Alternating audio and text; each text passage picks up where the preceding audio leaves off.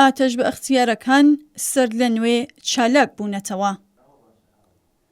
27 جۆزەردانی ساڵی 1396 خامنەی لە دانیشتنێکدا کە لەگەڵ کۆمەڵێک لە دانیشتوانی حیزبۆڵایی گلەی لە جددی نەبوونی ئۆرگانەکانی سەرکۆد لە پەیوەند لەگەڵ ئەو کەسانێکە بە وتەی ئەو بایخەکانی ڕژیمی ئیسلامی لە بەرچاو ناگرن کردو.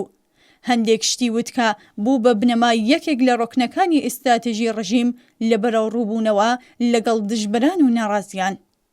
خامنەی لە ڕۆژەدا وتی: من بەردەوام بە سەرجەم ناوەندە فکری و کردەیە جیهادیەکان و فکری و فەرهەنگیەکانم وتووەکە هەرکام کاری خۆیان کەن، سەر بەخۆ و بە قەولی مەیدانی شەڕ ئاتەش بە ئیختیار. فەرمانی ئاتەش بە ئیختیار ئەگەرچی مەبەستی بەرگریکردن لە ڕژیم لە هەموو بوارەکاندا بوو، بەڵام لەم ساڵانە و بە تایبەت لە مانگەکانی ئەم دوایەنەدا پتل لە هەر کەس و لایەنێک داوێنی ژنانی ئازادی خوازی گرتووەتەوە. ئەو ژنانەی کە بوێرانە لە ئازیاسای حجاب و عیفافدا وەستاونەتەوە و حجابیان لەسەر فڕێدا.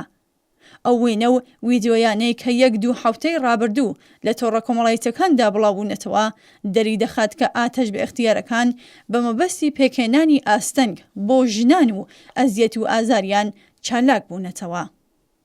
ئاتەش بە ئیختیار واتە هاندانی ئەو فاڵانج و کۆنەپەرستیە مەزهەبیانەی کە لە شوێنە گشتی و تایبەتەکان وەک چاوگوێی دام و دەستگای سەرکوتگەر و ئەمنیەتیەکان عەمەڵ دەکەن و بە پاڵپشتی دەسەڵات و یاسا بەرەو ڕووی دژبەران و ناڕازیان دەبنەوە.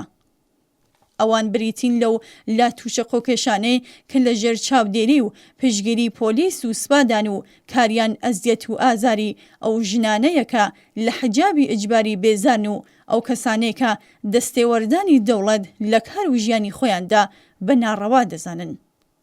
ڕێکخستنی ئاتەش بە ئیختیارەکان لە مزگەوتەکان و لەلایەن ئیمام جومعەکانەوە لە ناخی دامەزراوە ئاینیەکان و بە گوێرەی ڕاستپاردەکانی دەنگ و ڕەنگی کۆماری ئیسلامی و هدایەتی ڕاستەوخۆی دەستگای ئەمنیەتیەکان بەڕێوە دەچێت. ئاتەش بە ئیختیارەکان لەلایەن دەسەڵاتەوە هان دەدرێن و پاداشت و دەستخۆشانەش وەردەگرن. بەڵام ئەوەی کە لەلایەن خامنەییەوە لە ژێرناوی ئاتەش بە ئیختیار ئاماژەی پێکراوە، ڕەفتار و کردداری سەرجەم دیکتاتۆرە سەرمایەدارەکانی ئەو سەردەمە بووە. ئامانجە گشتیەکەی ئەوەیەکە بەشێک لە جەماوەر لە بەرامبەر بەشێکی تری کۆمەڵگا ڕابگرێ و هەزینەی سەرکوت بۆ هێزە نظامی و ئەمنیەتیەکان و دەسەڵات بەگشتی کەم کاتەوە. ئاڵمانی نازی و فاشیزم لە ئیسپانیا و ئیتالیا لە سەردەمی موسۆلینی و فرانکۆ بە بەسیجکردنی گروپە شێوە فاشیستیەکان بەشێک لە خەڵکیان لە بەرامبەر بەشێکی تردا ڕاکرد. خومینی وەک ڕێبەر و استراتیژی نظامی ئیسلامی یەکێک لە بناغەدا ڕێژەرانی سیاسەتی فریوکارانەی بەرەڕووکردنەوەی بەشی دواکەوتوو نەزانی کۆمەڵگا لە بەرامبەر ناڕازیاندا بوو.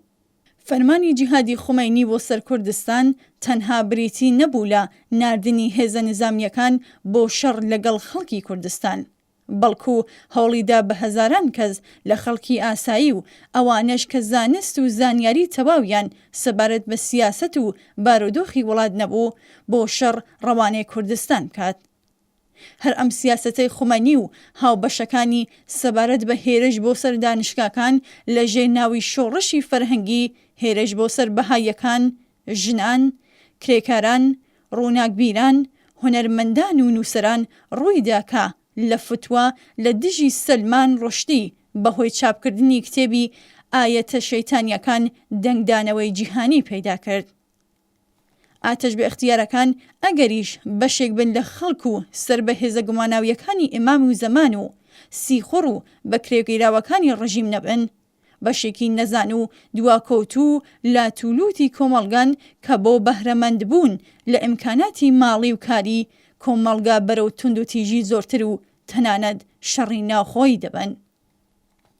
ژنان، لاوان، هونەرمەند و نووسەران، کەمینە ئاینی و نەتەوەیەکان و بیرجیاوازان مافی خۆیانە ئەو جۆرەی کە دەیان هەوەیە جلوبەرگ بپۆشن، شێوازی ژیانی خۆیان دیاری بکەن، چی بخۆن و چی بخۆنەوە و یاسا ئاینی و ئیسلامیەکان لەبەرچاو بگرن یا نەیگرن.